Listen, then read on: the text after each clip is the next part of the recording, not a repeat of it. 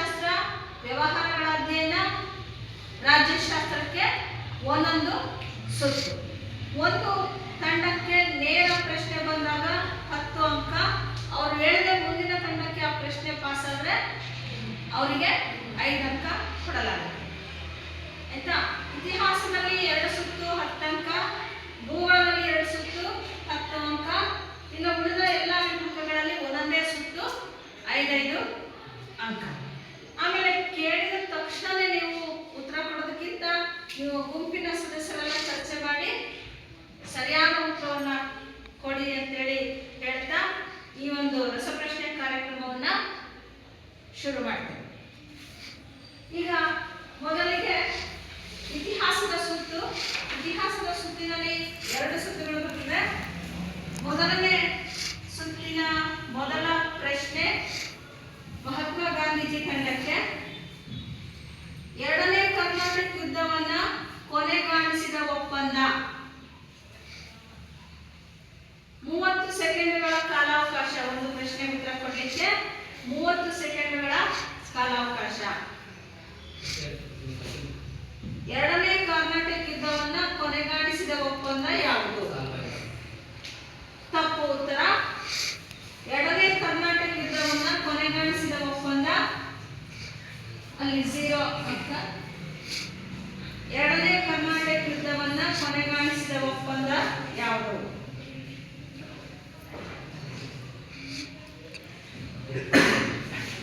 ಎರಡನೇ ಕರ್ನಾಟಕ ಯುದ್ಧವನ್ನ ಕೊನೆಗಾಣಿಸಿದ, ಜೋರ ಹೇಳಬೇಕು, ಪಾಂಡಿಚೇರಿ ಒಪ್ಪಂದ. Very good. ಎರಡನೇ ತಂಡಕ್ಕೆ 5 ಅಂಕ. 5 ಅಂಕ. 5 ಅಂಕ. ಯಾವುದು? ಪಾಂಡಿಚೇರಿ ಒಪ್ಪಂದ. ಇನ್ನ ಎರಡನೇ ತಂಡಕ್ಕೆ ನೇರವಾದ ಪ್ರಶ್ನೆ, ಲಾರ್ಡ್ ವೆಲ್ಲೆಸ್ಲಿಯು ತನ್ನ ಹುದ್ದೆಗೆ ರಾಜೀನಾಮೆ ನೀಡಲು ಕಾರಣವೇನು?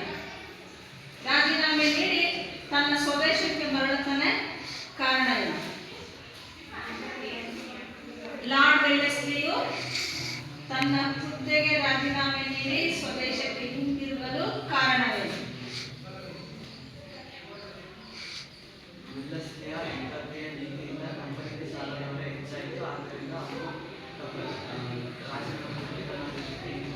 Very good. ಸರಿಯಾದ ಉತ್ತರವನ್ನು ಕೊಟ್ಟಿದ್ದಾರೆ ಡಾಕ್ಟರ್ BR ಅಂಬೇಡ್ಕರ್ ತಂಡದವರಿಗೆ ಸಂಪೂರ್ಣ ಅಂಕಗಳನ್ನು ಕೊಡಲಾಗಿದೆ. ಈಗ ಮೂರನೇ ತಂಡಕ್ಕೆ ನೇರವಾದ ಪ್ರಶ್ನೆ, ಹೋಲೋಕಾಸ್ಟ್ ಎಂದರೇನು? ಹೋಲೋಕಾಸ್ಟ್ ಎಂದರೇನು?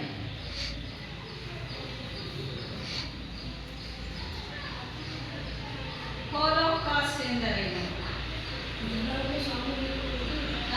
ಯಾರು? ಜೋರ ಹೇಳಬೇಕು. Very good. ಸರಿಯಾದ ಉತ್ತರವನ್ನು ಕೊಟ್ಟಿದ್ದಾರೆ ಸುಭಾಷ್ ಚಂದ್ರ ಬೋಸ್ ತಂಡದವರು. ಹಿಟ್ಲರ್ ನಡೆಸಿದ ಸಾಮೂಹಿಕ ಕಗ್ಗೊಲೆಗಳನ್ನ ಹೋಲೋಕಾಸ್ಟ್ ಎಂದು ಕರೆಯಲಾಗುತ್ತದೆ. ಈಗ 4ನೇ ಪ್ರಶ್ನೆ, 4ನೇ ತಂಡ ಝಾನ್ಸಿ ರಾಣಿ ಲಕ್ಷ್ಮೀಬಾಯಿ ತಂಡಕ್ಕೆ, ಸರ್ದಾರ್ ವಲ್ಲಭಭಾಯಿ ಪಟೇಲರನ್ನ ಉಕ್ಕಿನ ಮನುಷ್ಯ ಎಂದು ಕರೆಯಲು ಕಾರಣವೇನು?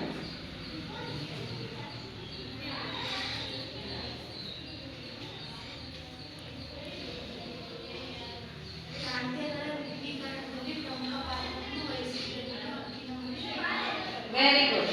ಪ್ರಾಂತ್ಯಗಳ ವಿಲೀನೀಕರಣ ಪ್ರಕ್ರಿಯೆಯಲ್ಲಿ ಪ್ರಮುಖ ಪಾತ್ರ ವಹಿಸಿದ್ದರಿಂದ ಅವನ್ನ ಉಕ್ಕಿನ ಮನುಷ್ಯ ಎಂದು ಕರೆಯಲಾಗುತ್ತದೆ. ವಿದ್ಯಾರ್ಥಿಗಳಿಗೆ ಒಂದು ಸೂಚನೆ, ಉತ್ತರವನ್ನು ಕೊಡುವಂತ ವಿದ್ಯಾರ್ಥಿಗಳು ಸ್ವಲ್ಪ ಹೆಚ್ಚಿನ ಧ್ವನಿಯಲ್ಲಿ ಉತ್ತರವನ್ನು ಕೊಡಬೇಕು. ಎಲ್ಲ ಮಕ್ಕಳಿಗೂ ಕೇಳಿಸ್ಬೇಕು. ಇನ್ನು ಕೊನೆಯ ಮೊದಲನೇ ಸುತ್ತಿನ ಕೊನೆಯ ಪ್ರಶ್ನೆ, ಕೊನೆಯ ತಂಡಕ್ಕೆ ಕಿತ್ತೂರು ರಾಣಿ ಚೆನ್ನಮ್ಮ ತಂಡ, ಸೂಪರಿಂಟೆಂಡೆಂಟ್ ಆಫ್ ಪೊಲೀಸ್ ಹುದ್ದೆಯನ್ನು ಸೃಷ್ಟಿಸಿದವರು ಯಾರು?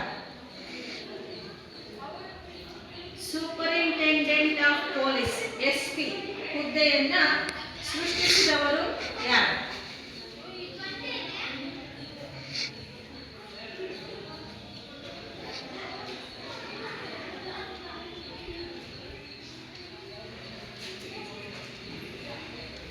ಸಮಯ ಮೀರ್ತಾ ಬಂದಿದೆ.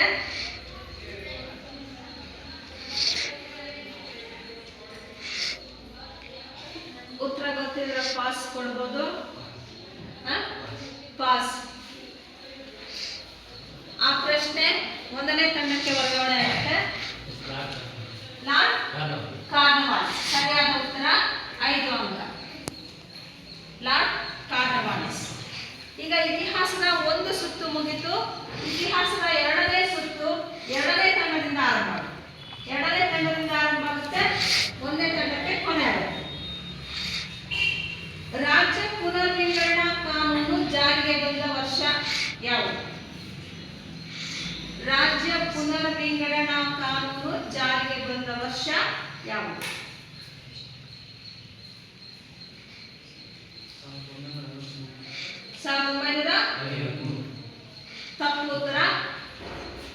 ತಪ್ಪು ಉತ್ತರ. ರಾಜ್ಯ ಪುನರ್ವಿಂಗಡಣಾ ಕಾನೂನು ಜಾರಿಗೆ ಬಂದ ವರ್ಷ ಯಾವುದು? ತಪ್ಪು ಉತ್ತರ. ರಾಜ್ಯ ಪುನರ್ವಿಂಗಡಣಾ ಕಾನೂನು ಜಾರಿಗೆ ಬಂದ ವರ್ಷ ಯಾವುದು?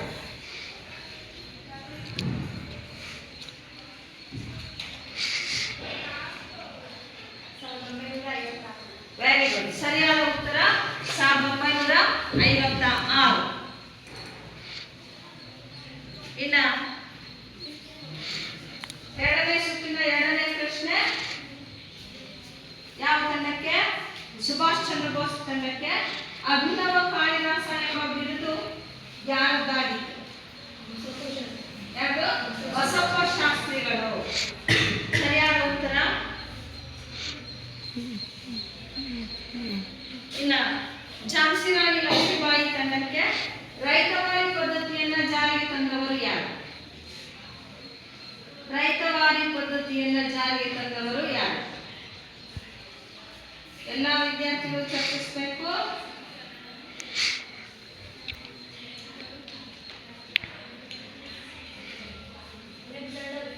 ಅಲೆಕ್ಸಾಂಡರ್ ರೇಡ್. ಸರಿಯಾದ ಉತ್ತರವನ್ನು ಕೊಟ್ಟಿದ್ದಾರೆ. Very good. Next Kitturani Chennamma ತಂಡಕ್ಕೆ ನೇರವಾದ ಪ್ರಶ್ನೆ. ಪಂಜಾಬ್ ಅನ್ನ ಬ್ರಿಟಿಷ್ ಸಾಮ್ರಾಜ್ಯದಲ್ಲಿ ವಿಲೀನಗೊಳಿಸಿದ ವೈಸ್ರಾಯ್ ಯಾರು? ಪಂಜಾಬ್ ಅನ್ನು ಬ್ರಿಟಿಷ್ ಸಾಮ್ರಾಜ್ಯದಲ್ಲಿ ವಿಲೀನಗೊಳಿಸಿದವರು ಯಾರು? Lord Dalhousie. ಸರಿಯಾದ ಉತ್ತರ. Very good. Lord Dalhousie. ಇನ್ನ ಇತಿಹಾಸ ಸುತ್ತಿನ ಕೊನೆಯ ಪ್ರಶ್ನೆ ಮೊದಲ ತಂಡಕ್ಕೆ. ಭಾರತದ ಪ್ರಥಮ ಕಾನೂನು ಮಂತ್ರಿ ಯಾರಾಗಿದ್ದರು? ಭಾರತದ ಪ್ರಥಮ ಕಾನೂನು ಮಂತ್ರಿ ಯಾರು? ತಪ್ಪು ಉತ್ತರ. ಸರಿಯಾದ ಉತ್ತರ ಡಾಕ್ಟರ್ ಬಿ.ಆರ್. ಅಂಬೇಡ್ಕರ್. ಈಗ ಇತಿಹಾಸದ ಸುತ್ತು ಮುಗಿದಿದೆ. ಈಗ ಎರಡನೆಯ ವಿಭಾಗ ರಾಜ್ಯಶಾಸ್ತ್ರ ವಿಭಾಗದಲ್ಲಿ ಒಂದೇ ಸುತ್ತು.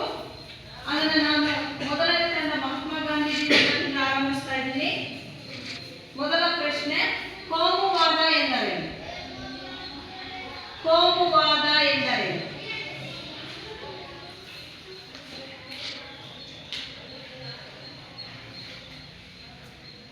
ಕೋಮುವಾದ ಎಂದರೇನು?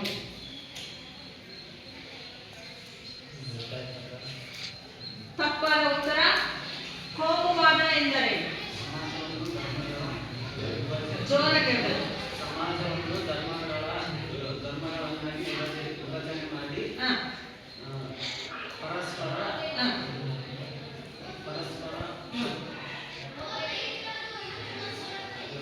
ಪರಸ್ಪರ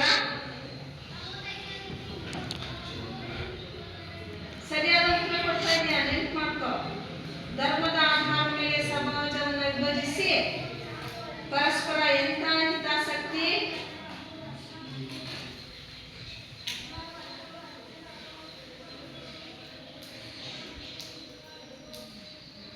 ಪರಸ್ಪರ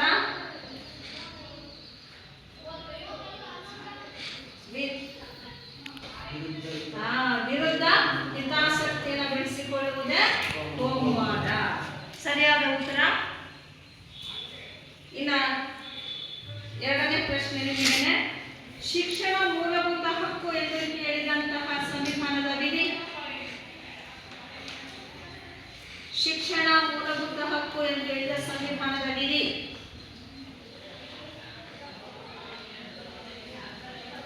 21 ಎ ಮಿತಿ ಸರಿಯಾದ ಉತ್ತರ. ನೆಕ್ಸ್ಟ್ ಮೂರನೇ ತಂಡ ಸುಭಾಷ್ ಚಂದ್ರ ಬೋಸ್ ತಂಡಕ್ಕೆ ಸಾರ್ವಜನಿಕ ಆಡಳಿತದ ಪಿತಾಮಹ ಯಾರು? ಯಾರು? Woodrow Wilson. ಸಮಯಾವಕಾಶ ಇರುತ್ತೆ, ಚರ್ಚೆ ಮಾಡಿ. ಸರಿಯಾದ ಉತ್ತರ ವುಡ್ರೋ ವಿಲ್ಸನ್. ಝಾನ್ಸಿ ರಾಣಿ ಲಕ್ಷ್ಮೀಬಾಯಿ ತಂಡಕ್ಕೆ ವಿಶ್ವಸಂಸ್ಥೆಯ ಭದ್ರತಾ ಸಂಸ್ಥೆಯ ಕಾಯಂ ಸದಸ್ಯ ರಾಷ್ಟ್ರಗಳು ಯಾವುವು? ಚರ್ಚೆ ಮಾಡಿ ಉತ್ತರ ಕೊಡಿ. ವಿಶ್ವಸಂಸ್ಥೆಯ ಭದ್ರತಾ ಸಮಿತಿಯ ಕಾಯಂ ಸದಸ್ಯ ರಾಷ್ಟ್ರಗಳು ಯಾವುವು?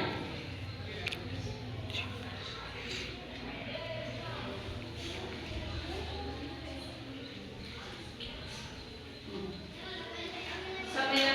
ಅಮೆರಿಕಾ, ಹಾ ರಷ್ಯಾ, ಹಾ ಫ್ರಾನ್ಸ್, ಹಾ ಚೀನಾ, ಹಾ ಬ್ರಿಟನ್. ಬ್ರಿಟನ್.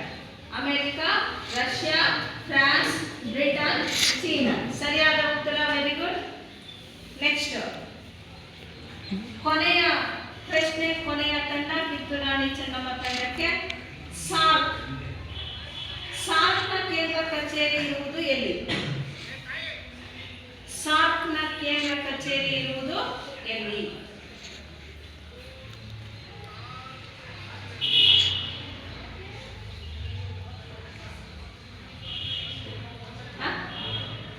ಜೋರ ಉತ್ತರ ಕೊಡಬೇಕು. ದೆಹಲಿ ತಪ್ಪಾದ ಉತ್ತರ. ಆ ಪ್ರಶ್ನೆ ಒಂದನೇ ತಂಡಕ್ಕೆ ಪಾಸ್ ಆಗ್ತದೆ. ತಪ್ಪಾದ ಉತ್ತರ. ಎರಡನೇ ತಂಡಕ್ಕೆ ಪಾಸ್ ಆಗ್ತದೆ. ಸಾರ್ಕ್ನ ಕೇಂದ್ರ ಕಚೇರಿ ಇರುವುದು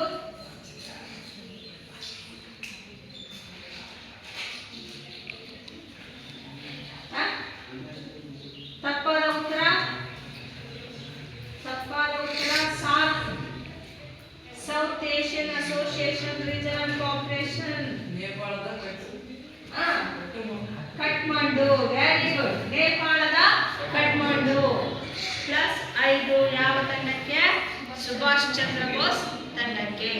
ಇಲ್ಲಿಗೆ ರಾಜ್ಯಶಾಸ್ತ್ರ ಸುತ್ತು ಅಂತಿಮ ಆಯಿತು. ಈಗ ನೆಕ್ಸ್ಟ್ ಭೂಗೋಳ ಶಾಸ್ತ್ರದಲ್ಲಿ 2 ಸುತ್ತುಗಳಿರುತ್ತೆ. ಮೊದಲನೇ ಸುತ್ತಿನ ಮೊದಲನೇ ಪ್ರಶ್ನೆ, ಮೊದಲ ತಂಡ ಮಹಾತ್ಮ ಗಾಂಧೀಜಿ ತಂಡಕ್ಕೆ. ಭಾರತದ ಮಧ್ಯಭಾಗದಲ್ಲಿ ಹಾಯ್ದು ಹೋಗಿರುವ ರೇಖಾಂಶ ಯಾವುದು? ತಪ್ಪಾದ ಉತ್ತರ 0. ತಪ್ಪಾದ. ಭಾರತದ ಮಧ್ಯಭಾಗದಲ್ಲಿ ಹಾಯ್ದು ಹೋಗಿರುವ ರೇಖಾಂಶ ಯಾವುದು? ರೇಖಾಂಶ ಸರಿ, ಜೋರಾಗಿ ಹೇಳಬೇಕು. 82 ಡಿಗ್ರಿ ಪೂರ್ವ ರೇಖಾಂಶ. ಸರಿಯಾದ ಉತ್ತರ. ಎರಡನೇ ತಂಡಕ್ಕೆ +5. ನೆಕ್ಸ್ಟ್ ನಿಮಗೇನೆ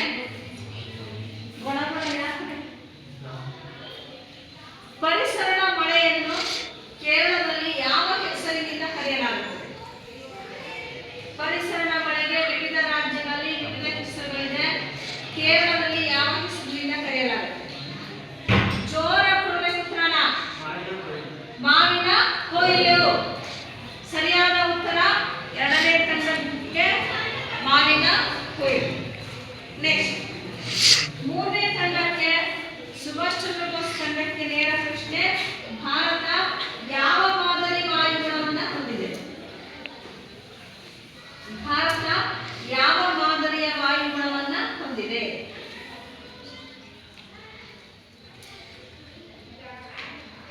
ಯಾವ ಮಾದರಿಯ ವಾಯುಗುಣವನ್ನು ಹೊಂದಿದೆ? ಇನ್ನ 15 ಸೆಕೆಂಡ್ ಇದೆ.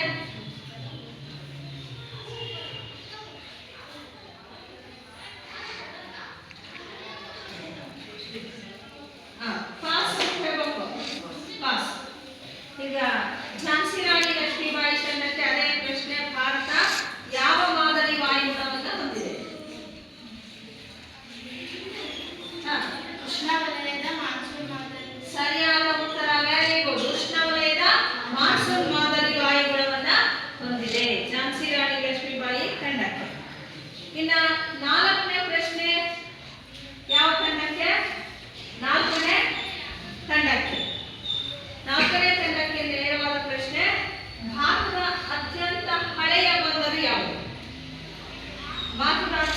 ಪುರಾತನವಾದ ಬಂದರು, ಈಗಲೂ ಇರುವಂತಹ ಬಂದರು ಯಾವುದು? Very good. ಯಾವ ಬಂದರು? ಮುಂಬೈ ಬಂದರು. ನೆಕ್ಸ್ಟ್ 5ನೇ ಪ್ರಶ್ನೆ, ಕಿತ್ತೂರಾಣಿ ಚೆನ್ನಮ್ಮ ತಂಡಕ್ಕೆ ಚಹಾದ ಬಂದರು ಎಂದು ಪ್ರಸಿದ್ಧವಾದ ಬಂದರು ಯಾವುದು? ಚಹಾದ ಬಂದರು ಎಂದು ಪ್ರಸಿದ್ಧವಾದ ಬಂದರು ಯಾವುದು? ಕೋಲ್ಕತ್ತಾ ಬಂದರು ಚಹಾದ ಬಂದರು ಎಂದು ಪ್ರಸಿದ್ಧವಾಗಿದೆ. ನೆಕ್ಸ್ಟ್, ಭೂಗೋಳದ 2ನೇ ಸುತ್ತು 2ನೇ ತಂಡದಿಂದ ಆರಂಭಿಸಲಾಗುತ್ತೆ. ಡಾಕ್ಟರ್ BR ಅಂಬೇಡ್ಕರ್ ತಂಡಕ್ಕೆ ಭಾರತದಲ್ಲಿ ಅತಿ ಹೆಚ್ಚು ಮಳೆ ಬೀಳುವ ಸ್ಥಳ ಯಾವುದು?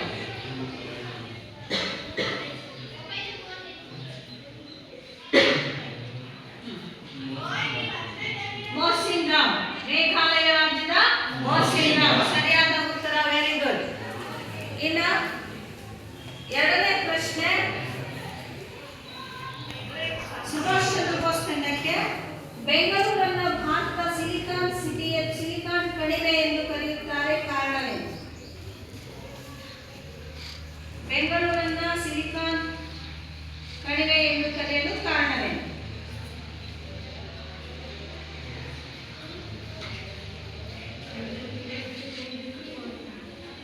ತಪ್ಪಾದ ಉತ್ತರ.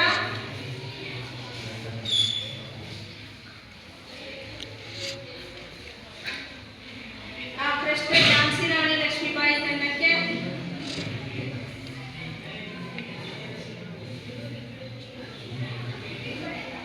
ಹೆಚ್ಚಿನ ಯಾಂತ್ರಿಕತೆ ಮತ್ತು ತಂತ್ರಜ್ಞಾನವನ್ನು ಎಂಥ ತಂತ್ರಜ್ಞಾನ? ಸ್ವಲ್ಪ, ಇನ್ನ ಸ್ವಲ್ಪ. ಸರಿಯಾದ ಉತ್ತರ ಇನ್ನ ಸ್ವಲ್ಪ, ಇನ್ನೊಂದು ಪದ ಬೇಕು.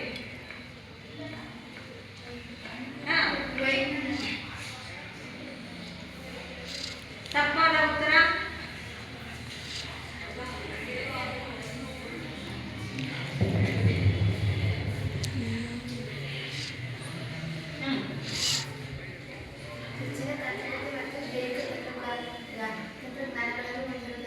ಜೈವಿಕ ತಂತ್ರಜ್ಞಾನ ಜೊತೆಗೆ ಇನ್ನೊಂದಿದೆ. ಇನ್ನೊಂದು ಇನ್ಫಾರ್ಮೇಶನ್ ಟೆಕ್ನಾಲಜಿ, ಬಯೋಟೆಕ್ನಾಲಜಿ ಅಂತೀವಿ. ಇನ್ಫಾರ್ಮೇಶನ್ ಟೆಕ್ನಾಲಜಿ ಕನ್ನಡದಲ್ಲಿ ಏನಂತೀವಿ?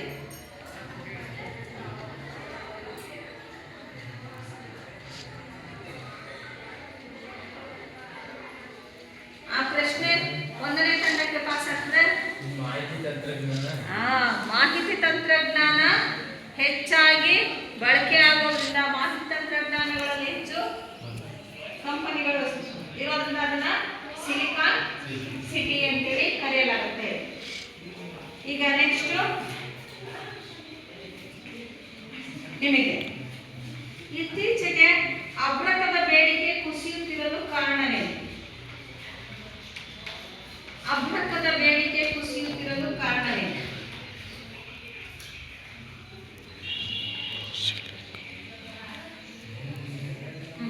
ವಿದೇಶಗಳಲ್ಲಿ ಅಭ್ರಕದ ಬದಲಿ ವಸ್ತುಗಳನ್ನು ಉಪಯೋಗಿಸುವುದು. Very good. ಸರಿಯಾದ ಉತ್ತರ. 10 ಅಂಕಗಳು. ವಿದೇಶಗಳಲ್ಲಿ ಅಭ್ರಕದ ಬದಲಿ ವಸ್ತುಗಳನ್ನು ಉಪಯೋಗಿಸ್ತಾರೆ. ಇನ್ನು ಲಕ್ಷ್ಮೀಬಾಯಿ ಕಿತ್ತೂರಾಣಿ ಚೆನ್ನಮ್ಮ ತಂಡಕ್ಕೆ ಪ್ರಪಂಚದ ಅತ್ಯುನ್ನತ ಶಿಖರ ಯಾವುದು? ಪ್ರಪಂಚದ ಅತ್ಯುನ್ನತ ಶಿಖರ ಯಾವುದು? ಯಾವುದು? Mount Everest.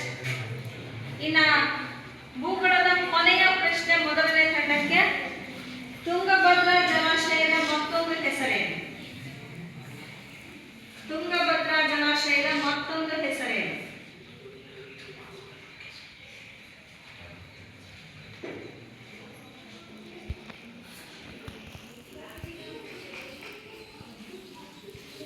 ಸಮಯ ಬೇಗ ಬೇಗ ಹೇಳಬೇಕು.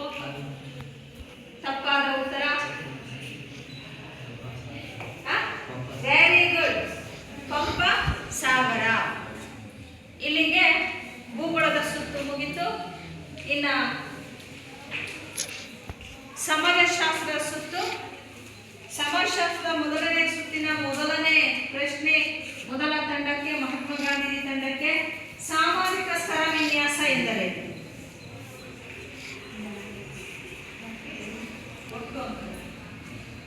ಸಾಮಾಜಿಕ ಸ್ತರ ವಿನ್ಯಾಸ ಎಂದರೇನು?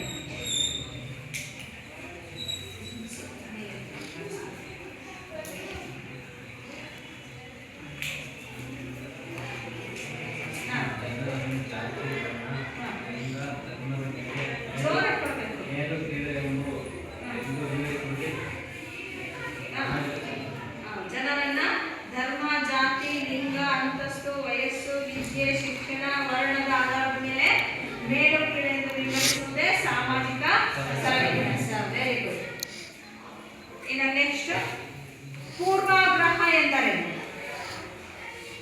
ಪೂರ್ವಾಗ್ರಹ ಎಂದರೇನು? ಒಬ್ಬ ವ್ಯಕ್ತಿ ಅಥವಾ ಒಂದು ಸಂಸ್ಥೆಯ ಮೇಲೆ ಪೂರ್ವಾಗ್ರಹ ಮನೋಭಾವವನ್ನು ಹೊಂದಿರುವುದೇ ಪೂರ್ವಾಗ್ರಹ. ವೆರಿ ಗುಡ್, ಸರಿಯಾದ ಉತ್ತರ. ಒಬ್ಬ ವ್ಯಕ್ತಿ ಅಥವಾ ಒಂದು ಸಂಸ್ಥೆಯ ಮೇಲೆ ಪೂರ್ವ ನಿರ್ಧಾರಿತ ಮನೋಭಾವನೆ ಪೂರ್ವಾಗ್ರಹ. ಇನ್ನು ಮೂರನೇ ಪ್ರಶ್ನೆ, ಮೂರನೇ ತಂಡಕ್ಕೆ ಶ್ರಮ ವಿಭಜನೆ ಎಂದರೇನು? ಶ್ರಮ ವಿಭಜನೆ ಎಂದರೇನು?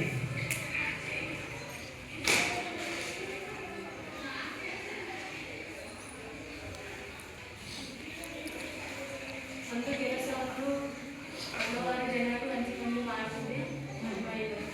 ಒಂದು ಕೆಲಸವನ್ನ ಹಲವಾರು ಜನರು ಹಂಚಿಕೊಂಡು ಮಾಡುವುದೇ ಶ್ರಮ ವಿಭಜನೆ. ಯಾವ ಆಧಾರದ ಮೇಲೆ ಹಂಚ್ಕೊತಾರೆ? ಅವರ ವಯಸ್ಸು, ಆಸಕ್ತಿ, ಲಿಂಗ, ಸಾಮರ್ಥ್ಯ, ಕೌಶಲ್ಯದ ಆಧಾರದ ಮೇಲೆ. ಇನ್ನು ನೆಕ್ಸ್ಟ್ ನಾಲ್ಕನೇ ಪ್ರಶ್ನೆ, ನಾಲ್ಕನೇ ತಂಡಕ್ಕೆ ಅಸಂಘಟಿತ ಕೆಲಸಗಾರರು ಎದುರಿಸುತ್ತಿರುವ ಸವಾಲುಗಳು ಯಾವುವು? ಅಸಂಘಟಿತ ಕೆಲಸಗಾರರು ಎದುರಿಸುತ್ತಿರುವ ಸವಾಲುಗಳು ಯಾವುವು?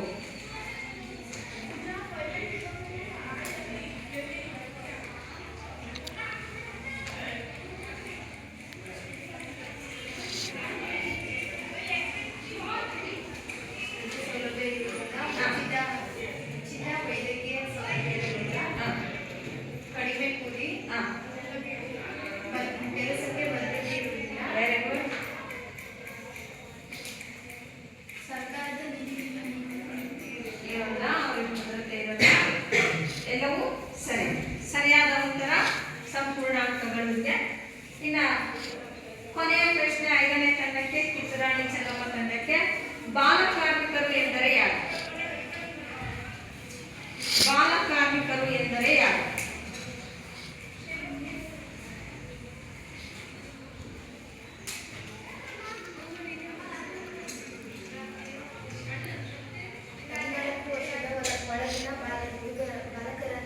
ಮಕ್ಕಳನ್ನು, ಬಾಲಕಿ ಆಗಿರ್ಬೋದು, ಬಾಲಕ ಆಗಿರ್ಬೋದು. ಹಣದ ಕೆಲಸಕ್ಕೆ ಕರೆದುಕೊಂಡು ಹಣದ ಸಂಪಾದನೆಗಾಗಿ ಸಂಪಾದನೆಗಾಗಿ ಬಳಸಿಕೆ ಮಾಡುವವರನ್ನು ಬಾಲಕರು ಎನ್ನುವರು. 14 ವರ್ಷದ ಒಳಗಿನ ಮಕ್ಕಳನ್ನ ಆರ್ಥಿಕ ಸಂಪಾದನೆಗಾಗಿ ದುಡಿಮೆಯಲ್ಲಿ ತೊಡಗಿಸಿಕೊಂಡವರನ್ನ ಬಾಲ ಕಾರ್ಮಿಕರು ಎಂದು ಕರೆಯಲಾಗುತ್ತದೆ. ಇಲ್ಲಿಗೆ 4 ವಿಭಾಗದ ರಸಪ್ರಶ್ನೆ ಮುಗಿತು. ಇನ್ನು 5ನೇ ವಿಭಾಗ ಅರ್ಥಶಾಸ್ತ್ರ ವಿಭಾಗ. ಅರ್ಥಶಾಸ್ತ್ರದಲ್ಲಿ ಸಹ 5 ಅಂಕಗಳಿರುತ್ತೆ. ಮೊದಲನೇ ಪ್ರಶ್ನೆ, ಮೊದಲನೇ ತಂಡಕ್ಕೆ ನೀತಿ ಆಯೋಗವು ಸ್ಥಾಪನೆಯಾದ ವರ್ಷ ಯಾವುದು? ನೀತಿ ಆಯೋಗವು ಸ್ಥಾಪನೆಯಾದ ವರ್ಷ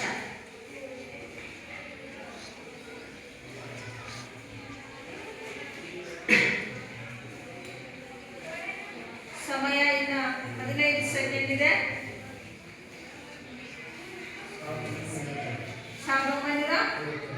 1957. ತಪ್ಪಾದ ಉತ್ತರ.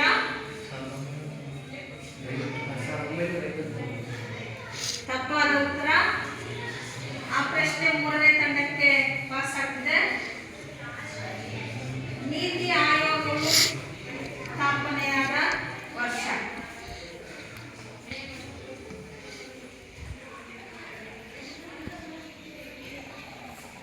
ಸಮಯ ನೀಡ್ತಾ ಇದೆ. ತಪ್ಪಾದ ಉತ್ತರ. ನೀತಿ ಆಯೋಗವು ಸ್ಥಾಪನೆಯಾದ ವರ್ಷ 1960. ತಪ್ಪಾದ ಉತ್ತರ.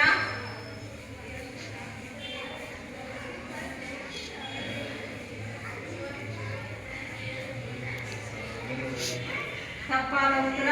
ಎಲ್ಲಾ ತಂಡಗಳು ಅದಕ್ಕೆ ತಪ್ಪಾದ ಉತ್ತರವನ್ನು ಕೊಟ್ಟಿದ್ದಾರೆ. ಸರಿಯಾದ ಉತ್ತರ ಅಂತಂದ್ರೆ 2015 ಜನವರಿ 1.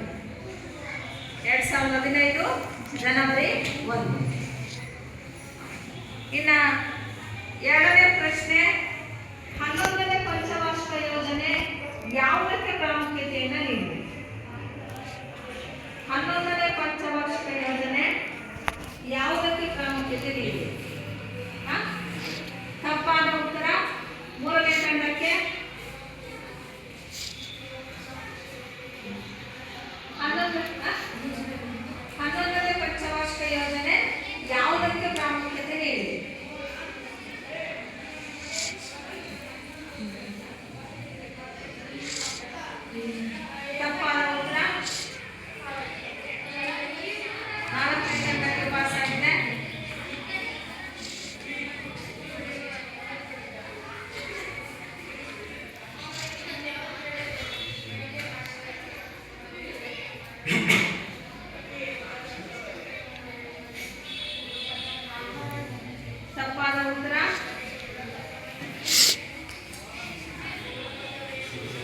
ಆ? ತಪ್ಪು. ಮೊದಲನೇ ತಂಡ ತಪ್ಪು. ಅದಕ್ಕೆ ಸರಿಯಾದ ಉತ್ತರ ಅಂತಂದ್ರೆ ಎಲ್ಲರನ್ನ ಒಳಗೊಂಡಂತಹ ಬೆಳವಣಿಗೆ. ಎಲ್ಲರನ್ನು ಒಳಗೊಂಡ ಬೆಳವಣಿಗೆಗೆ ಆದ್ಯತೆ ಕೊಟ್ಟಿದ್ದು 11ನೇ ಪಂಚವಾರ್ಷಿಕ ಯೋಜನೆ. ಇನ್ನು ನೆಕ್ಸ್ಟ್ 3ನೇ ಪ್ರಶ್ನೆ ನೇರವಾದದ್ದು. 3ನೇ ತಂಡಕ್ಕೆ ಸರ್ ಎಂ ವಿಶ್ವೇಶ್ವರಯ್ಯನವರು ಬರೆದ ಗ್ರಂಥ ಯಾವುದು? ಸರ್ ಎಂ ವಿಶ್ವೇಶ್ವರಯ್ಯನವರು ಬರೆದ ಗ್ರಂಥ ಯಾವುದು?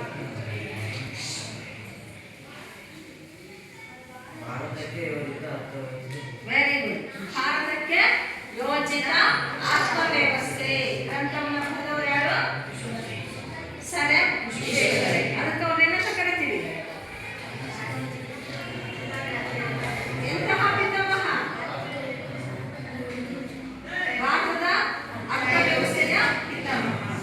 ಇನ್ನು 4ನೇ ಪ್ರಶ್ನೆ 4ನೇ ತಂಡಕ್ಕೆ 3 ಹಂತದ ಪಂಚಾಯಿತಿಗಳಿಗೆ ಅವಕಾಶ ನೀಡಿದಂತಹ ಸಂವಿಧಾನದ ವಿಧಿ ಎಷ್ಟನೇ ವಿಧಿ?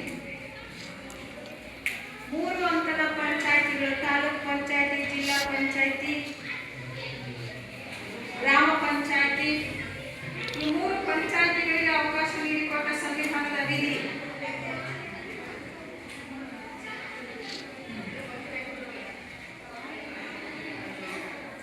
ಸಮಯ ಕೊಡ್ತಾ ಇದೆ. ಜೋರಾಗಿ ಹೇಳಬೇಕು.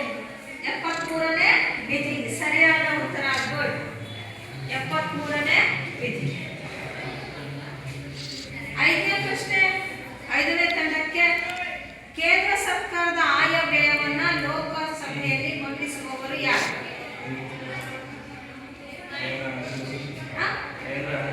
ಕೇಂದ್ರ ಹಣಕಾಸು ಸಚಿವರು. Very good. ಸರಿಯಾದ ಉತ್ತರ. ಇನ್ನ ಕೊನೆಯ ವಿಭಾಗ ವ್ಯವಹಾರಗಳ ಅಧ್ಯಯನ. ಅದರಲ್ಲೂ ಸಹ 5 ಪ್ರಶ್ನೆಗಳಿರುತ್ತೆ. ಮೊದಲನೇ ಪ್ರಶ್ನೆ ಮೊದಲನೇ ತಂಡದಿಂದನೇ ಆರಂಭ ಆಗುತ್ತೆ. ಸರಿಯಾದ ರೀತಿಯಲ್ಲಿ ಉತ್ತರವನ್ನ ಕೊಡಿ.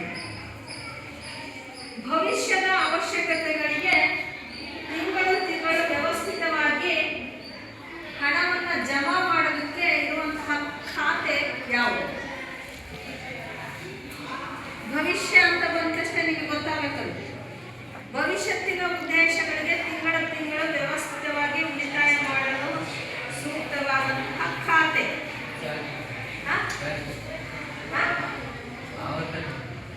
ಮೊದಲನೇದಂದ್ರೆ ತಪ್ಪಾದ ಉತ್ತರ ಆವರ್ತ ಠೇವಣಿ ಖಾತೆ. ಒಂದು ಸಾರಿ ಉತ್ತರ ಕೊಟ್ಟರೆ ಮುಗಿದ ಶರತ. ಇನ್ನು 2ನೇ ಪ್ರಶ್ನೆ 2ನೇ ತಂಡಕ್ಕೆ ರಾಷ್ಟ್ರೀಯ ಉಳಿತಾಯ ಪತ್ರಗಳನ್ನು ನೀಡುವ ಇಲಾಖೆ ಯಾವುದು? Very good. ಯಾವುದು? ಅಂಚೆ ಇಲಾಖೆ. ಅಂಚೆ ಇಲಾಖೆ. ಇನ್ನು 3ನೇ ಪ್ರಶ್ನೆ ಸುಭಾಷ್ ಚಂದ್ರ ಬೋಸ್ ತಂಡಕ್ಕೆ ಭಾರತದ ಹಣಕಾಸು ವರ್ಷದ ಅವಧಿ. ಭಾರತದಲ್ಲಿ ಹಣಕಾಸು ವರ್ಷ ಯಾವಾಗ ಆರಂಭ ಆಗುತ್ತೆ, ಯಾವಾಗ ಮುಗಿಯುತ್ತೆ?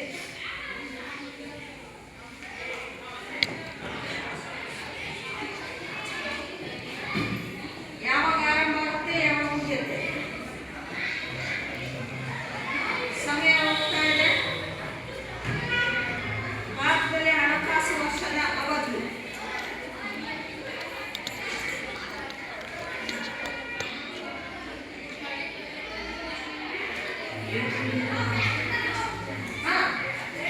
ಏಪ್ರಿಲ್ ಯಾವಾಗಿಂದ? ಸರಿಯಾದ ಉತ್ತರ ಏಪ್ರಿಲ್ ಯಾವಾಗಿನಿಂದ?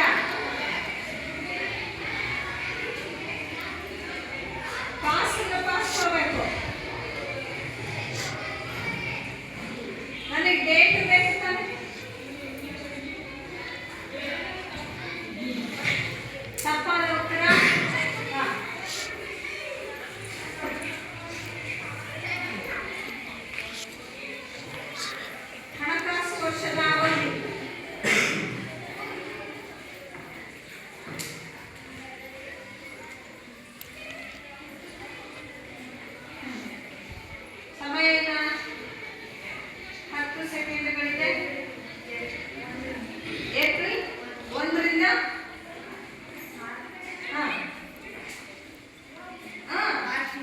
ಏಪ್ರಿಲ್ 1ರಿಂದ ಮಾರ್ಚ್ 31ರ ಅವಧಿಯನ್ನು ನಾವು ಭಾರತದ ಹಣಕಾಸು ವರ್ಷ ಅಂತೇಳಿ ಕರೆಯಲಾಗುತ್ತೆ. ನೆಕ್ಸ್ಟ್ 4ನೇ ಪ್ರಶ್ನೆ, 4ನೇ ತಂಡಕ್ಕೆ ಝಾನ್ಸಿ ರಾಣಿ ಲಕ್ಷ್ಮೀಬಾಯಿ ತಂಡ. ವಿಶ್ವ ಗ್ರಾಹಕರ ದಿನ ಎಂದು ಯಾವ ದಿನವನ್ನ ಕರೆಯಲಾಗಿದೆ? ವಿಶ್ವ ಗ್ರಾಹಕರ ದಿನ. ವೆರಿ ಗುಡ್, ಸರಿಯಾದ ಉತ್ತರ ಮಾರ್ಚ್ 15. ನೆಕ್ಸ್ಟ್ ಕೊನೆಯ ಪ್ರಶ್ನೆ, ಕಿತ್ತೂರಾಣಿ ಚೆನ್ನಮ್ಮ ತಂಡಕ್ಕೆ 20 ಲಕ್ಷ ರೂಪಾಯಿಗಳವರೆಗಿನ ದೂರುಗಳನ್ನು ಸಲ್ಲಿಸಬೇಕಾದ ಗ್ರಾಹಕರ ವೇದಿಕೆ ಯಾವುದು? 20 ಲಕ್ಷದವರೆಗೂ ನಾವೇನಾದ್ರು ವ್ಯಾಪಾರಸ್ಥರಿಂದ ಮೋಸಕ್ಕೊಳಗಾದ್ರೆ ಆ ದೂರನ್ನ ಯಾವ ವೇದಿಕೆಗೆ ಸಲ್ಲಿಸಬೇಕು? ಜಿಲ್ಲಾ ಆಯೋಗಕ್ಕೆ. ಸರಿಯಾದ ಉತ್ತರ ಜಿಲ್ಲಾ ಆಯೋಗ. ಇಲ್ಲಿಗೆ ರಸಪ್ರಶ್ನೆ ಕಾರ್ಯಕ್ರಮದ ಎಲ್ಲ ವಿಭಾಗಗಳ ಎಲ್ಲ ಸುತ್ತು ಸಹ ಮುಗಿದಿದೆ. ಈಗ ಅಂಕಗಳ ಎಣಿಕೆಯನ್ನು ಮಾಡೋದಾದ್ರೆ ಮಹಾತ್ಮ ಗಾಂಧೀಜಿ ತಂಡ 20 ಅಂಕಗಳನ್ನು ಪಡ್ಕೊಂಡಿದೆ.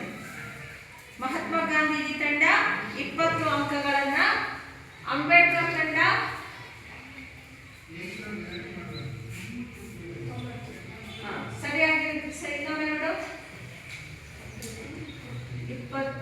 35, 40, 55,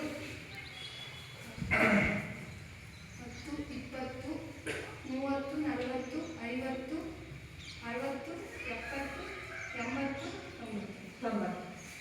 ಡಾಕ್ಟರ್ BR ಅಂಬೇಡ್ಕರ್ ತಂಡ 90 ಅಂಕಗಳನ್ನ, ಸುಭಾಷ್ ಚಂದ್ರ ಬೋಸ್ ತಂಡ 55 ಅಂಕಗಳನ್ನ, ಝಾನ್ಸಿ ರಾಣಿ ಲಕ್ಷ್ಮೀಬಾಯಿ ತಂಡ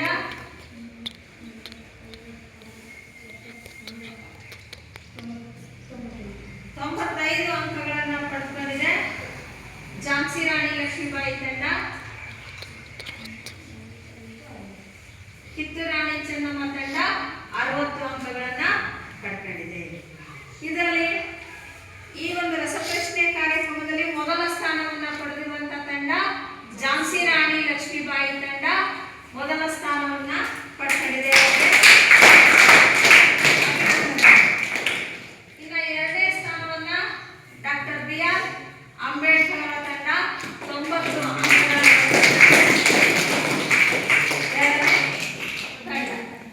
ಇನ್ನು 3ನೇ ಸ್ಥಾನವನ್ನ ಕಿತ್ತೂರಾಣಿ ಚೆನ್ನಮ್ಮ ಕೊನೆಯ ತಂಡ 3ನೇ ಸ್ಥಾನವನ್ನು. ಇನ್ನು 4ನೇ ಸ್ಥಾನವನ್ನ ಸುಭಾಷ್ ಚಂದ್ರ ಬೋಸ್ ತಂಡ 4ನೇ ಸ್ಥಾನವನ್ನ ಪಡ್ಕೊಂಡಿದೆ. ಕೊನೆಯ ಸ್ಥಾನವನ್ನು ಪಡೆದಿರೋದು ಮಹಾತ್ಮ ಗಾಂಧೀಜಿ.